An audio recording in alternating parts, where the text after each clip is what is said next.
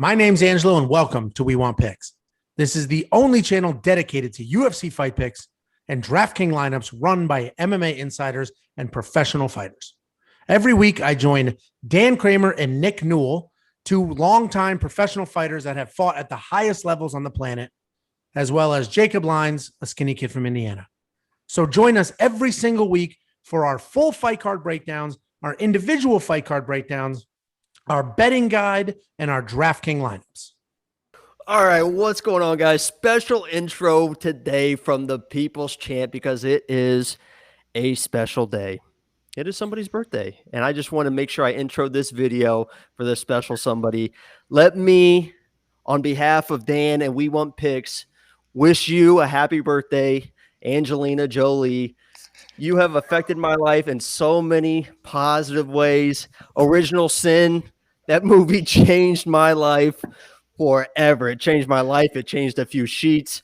So I just want to wish Angelina Jolie a happy birthday. Angelo, go ahead with your lineup. All right. Well, anyway. He's been asking to do this intro all day, and now we know why. He is this. Wow. Okay. Special kind of person. So can we do two versions of this, like the normal version and then the one for let's just get this going. You might want to check out. Yeah. So it is my birthday. I am on vacation, which is why we have this backdrop. I had no idea. Happy birthday. Yeah. So that's why there's this backdrop. I legit thought you were going to sing happy birthday to Angelo. I thought it was going to be something stupid. I had no idea it was his birthday. I didn't think it would be. I knew it would be stupid. I didn't think it would be. What did I get you for your birthday, Angelo? Things were actually going fairly smooth and funny until you started mentioning your bed sheets. That was a little weird. But I don't even know how that happens in bed sheets where the bed is. Gee, all right, come on, let's go. Anyway, we're like DraftKings betting channel, right? Not whatever Jacob's trying to turn this into. OnlyFans is what he's trying to turn it into. So let's walk through our final DraftKings lineups. We had one drop this week, which honestly nowadays that isn't so bad. So let's walk through. I will hit up my lineup first. I have changed this drastically because of that one drop. Manon Fiorot has a brand new opponent who is coming up in weight. Manon's huge already. Her opponent is coming up in weight. Manon's coming down in weight. I just see this as a giant mismatch, so I had to rearrange my entire lineup to get her in here. So first, I have Roman Dolidze. I thought he won his last fight. He got robbed by the judges. Otherwise, is wrong. World class, one of the best on the planet in jiu-jitsu. Heavy hands, marches forward, great style. I have Roman at 8,400. I have Fiorot, I just mentioned. She's a killer. She's a striking killer. She hits ridiculously hard for that division. Her opponent took this on a few days' notice, is coming up in weight. I will take that all day for 8,500 because, as I mentioned many times before, they don't change the price. Manon Fiorot had a much tougher matchup, was valued at $8,500. Her opponent is out. A new one is in. She's a ridiculously huge, giant favorite now. Let it go. She's a giant favorite now. Go ahead. And they don't change the value. So I have her at $8,500. Then I have Jones at $9,500. I think Jones, he's ridiculously expensive. But I think he stops Patrick. I think his pressure is insane. He's just too good of a fighter. I think he gets a stoppage here, and I think he should work out at $9,500. Then I have Rodriguez over Todorovic. That's a pick, but I didn't have a ton of money, and I think Rodriguez, and if you see Yusuf Salal, as far as underdogs are concerned, I think they're two of the most live underdogs on this card, and I think both of them can get it done. Those are my two 7,000 fighters. And then finally, I have Sakai in the main event. I think Sakai straight up wins this fight. Even if I had enough money for Rozenstruik, I'm taking Sakai. I think his Muay Thai style beats the kickboxing style. There'll be more forward pressure. I do think he wins a decision, though. I don't think he's going to win a stoppage. But at $8,000, I'm okay with a 5-round decision with a lot of scoring because of strikes. So that's my lineup. I did rearrange the entire thing, and I literally did it because of Manon Fiorot. Jacob, walk us through your lineup. Happy birthday, Angelo. Happy birthday. Oh, thank you so much. I forgot. I honestly, until like just 2 minutes ago, forgot in this graphic that I hid a greater than sign in between my lineup and your lineup. I just see that right now. Real close in there. I completely forgot, and I looked. I'm like, what is that? I'm like, oh yeah. So I just see that now. Yeah. So Jeez, this is the petty. These are like the petty woman scorn type things. Listen, my hand just led me. I don't know. People were guiding my hand. Okay, we moved on from that conversation. Should we take a survey if people like this banter, or if they would just prefer us to get right to the stuff? Because okay, Tuesday I had a different lineup than today because we lost. I'm actually kidding. I enjoy doing it this way, but I'm curious. We lost. There's one turd on YouTube. Let me finish this. There's some turd that showed up and was like, I came for the insight, and I left because of the banter. I don't think he said I left. He said I tuned in for the insight. I tuned out because of the banter. Well, that's whatever. That's his opinion. He should be allowed to come. Adios, muchacho. Go ahead, buddy. So I was about to get kind of emotional there because we lost our lock of the week. I don't know what to do, guys. I don't know what we're supposed to do in this situation. Normally it counts as a win, so I guess it's just how it is. That's the precedent that's been set. So that's 6 in a row, non-losses for lock of the week, but I am going to split it into 2 backup locks of the week. I told you guys about Walt Harris and I told you about Zalal.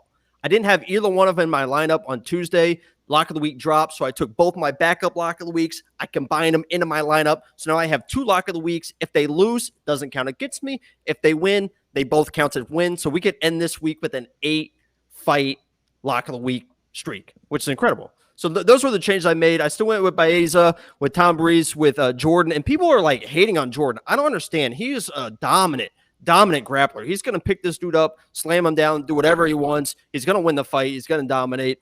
And then I had Todorovic. I think that when he fights a good fight, he gets an early finish. So I'm just kind of hoping that he fights the way he should fight, gets the early finish. And I mentioned I went with Zalal and Walt Harris because I had the lock of the week drop, but I also took Trinaldo out of my lineup. And the debate was between Zalal and Trinaldo, and why I think that they both have kind of an equal opportunity to win here. I think Zalal is going to be a little bit more aggressive. Trinaldo could, find a way to win, but not score a lot of points. So I think Zalal, if he wins, is going to dominate. So that's why I made the change on that lineup. And I'll be honest with you guys, even without a lock of the week, I don't know why you're laughing, Angelo. Even without a lock of the week. This is the most confident I have ever been in a lineup. At first I was worried because I don't have a lock of the week, which is always a guaranteed win every single week.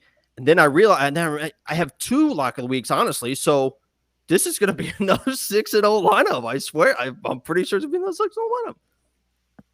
Well, you say it jokingly, but you and Dan have both gone 6-0 several times. Danny boy. I've done it. Walk us 3 flawless lineups. I don't know how many times Dan has done it.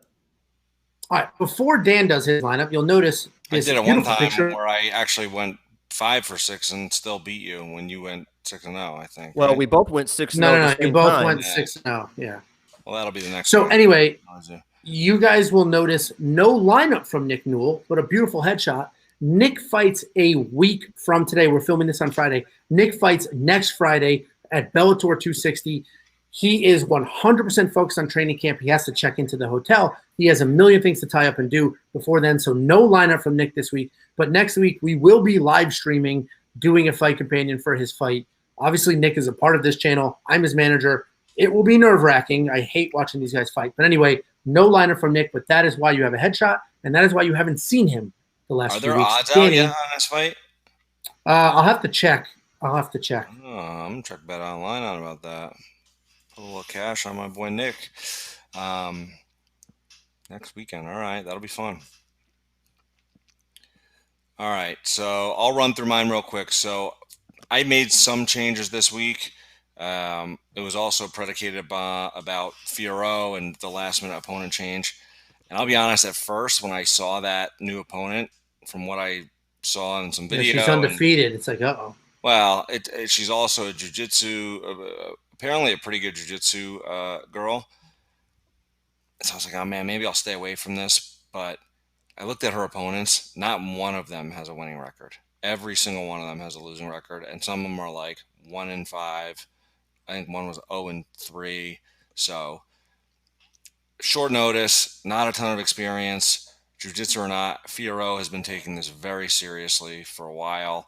She's looked great her last couple fights. She just got the greatest gift that anyone's ever given to her by not having to fight the lock of the week. So Yeah, it's true. All the Right. pressure's off. Now she's free. She's carefree. Right. She had heard Jacob pick the lock of the And you week. know that's why Moreau's She was dropped. going to pull out, I would think. I mean, you know that's why Moreau's dropped. The timing was lock of the week, and 2 hours later, she's like, "Oh, I can't fight." There's been no injury declared. So, I mean, some people can't handle it, man. I mean, some people cannot handle it.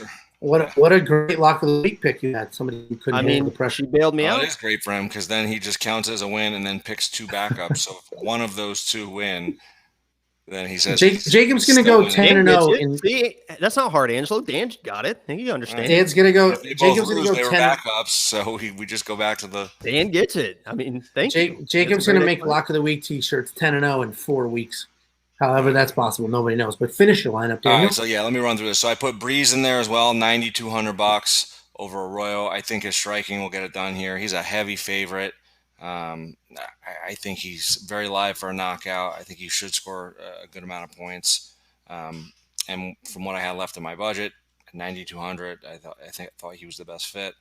Ponzinibbio, I think he should be the favorite in this fight, to be honest. So for $7,900, I'll take that all day.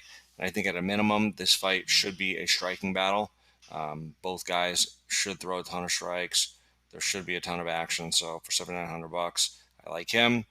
I went with Rozenstruik in the main event, $8,200. I almost stayed away from this main event completely just because I was like, oh man, it could be one of those technical 5-round sparring type matchups because both guys are very good in technical and defensive.